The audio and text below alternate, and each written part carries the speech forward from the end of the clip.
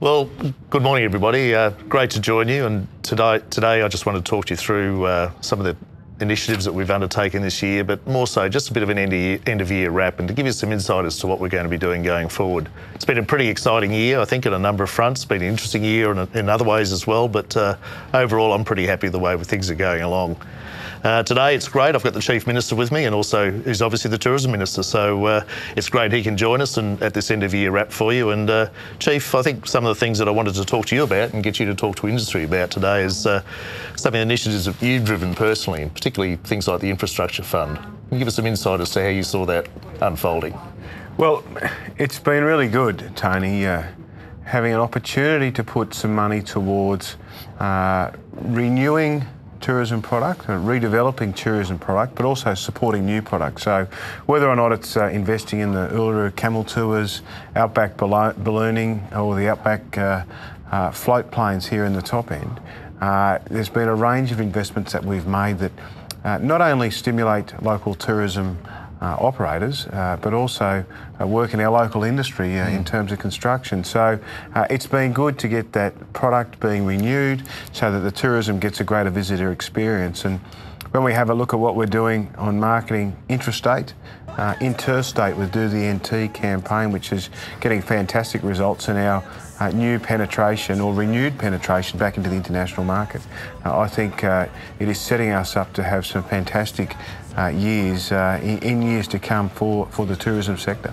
Now, also, one of the other things that we've obviously referred to our international efforts, and that came about through a great budget injection from the government in the past, and we look forward to that support continuing. So I might get you to comment on that as well. But also, I think some of the challenges we know we're facing as an industry, and in particular the one that's come to light recently is the backpacker in the youth segment, and how we intend to address that going forward. I've made a commitment that next budget, the Tourism Infrastructure Development Fund will be increased to $5 million for that 12-month period.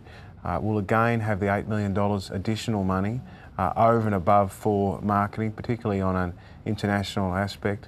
We'll focus on our key international markets and historic international markets, particularly the UK, Europe and the Americas, but a renewed and reinvigorated approach to Asia, particularly China. We've more than doubled the budget. One of my motivational aspects for tourism is to get a direct link from mainland China to the Northern Territory. That will be something that really sets us apart from where we have been in days gone by for new marketing, and we'll really start to be able to compare with what's happening in some of the other markets on the eastern seaboard, particularly Sydney, Melbourne and Tasmania.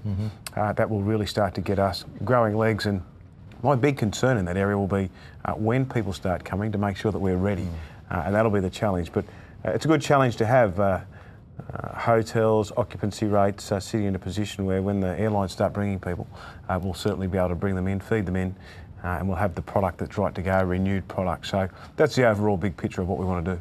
Just bringing back to that youth sector and the backpacker sector, I think it's something you've taken on board at your level as a political leader in the country, and I know it's something you're going to continue to pursue at Tourism Ministers meeting in early in the new year.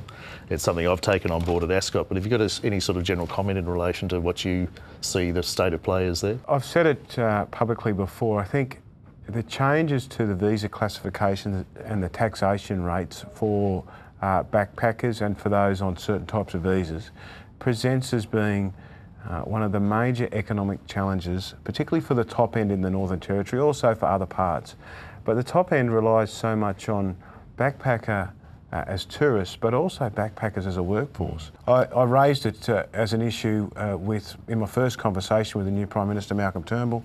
I've raised it with Andrew Robb, the Trade Minister, with Richard Colbeck, the National Tourism Minister or the Federal Tourism Minister, and also Josh Frydenberg, the Minister for Northern Australia. I'm raising it at the most senior levels I can, and I'm calling on the federal government to start to take action and get a greater purview on what's occurring in our tourism market at all levels, not just the FIT market, but also the backpacker market. Sure. You mentioned product before as well, and obviously there's a need for us to continue to revamp the product and introduce new product, and certainly the Infrastructure Development Fund has helped with that. But we've got a couple of expressions of interest out there now for a couple of new products, which I think will make a huge difference. One being the ecotourism accommodation in Central Australia. The second one being the experience, the World War II experience we're planning on the wharf here in Darwin. Those are the sort of things that I think you share, a real interest in, and understand that that's going to make a real difference to us as a destination. Well, I'm a big believer that government should get out of the way. We need to set the enabling environment for business to do business, whether that's tourism industry or others. Where we can, we'll try and provide a seed. So we're providing a seed with the new military experience down at the waterfront. We've been working closely for many years now with the Central Land Council to free up some Indigenous land so traditional owners can put some country to market for new tourism product. It's the same model we're doing with the Infrastructure Development Fund, putting some seed money out. We want investment by the private sector and they run with it. But I think the more we can do that, the more outside the square we think, the more initiatives, particularly the more market opportunities, both in Kakadu and many land trust areas in the Northern Territory. It gives us a greater scope of opportunity to have new product, have new market, have new experiences, and provide a greater suite of opportunities for the tourism industry. And word of mouth will spread better than any marketing dollar can do, the more penetration you get in that area. As I said, great to have the Chief Minister here with us today, and who's obviously the Tourism Minister as well. From my side, just a big thank you to industry for your support through the year, for the hard work that you've done. And I think we're certainly coming out on the right side of the sort of ramp, if you like, and I appreciate your support. Have a safe Christmas, have a great new year, and we look forward to working with you in the new year. Chief, did you want to close up? I just want to say Merry Christmas. As industry goes ups and downs and business goes ups and down, we share the good times and we share the bad times. We don't rest on our laurels, we don't panic when things are tough, and we don't get overexcited when they're good. We just continue to see how we can build a picture for a more prosperous industry and a more prosperous Northern Territory into the future. Too many great stories to tell. Have a good Christmas, don't drink and drive, look after your family, recharge, re-energise yourself. 2016 is going to be a great year. Big year. Thanks, Tony. Thanks, mate. Cheers.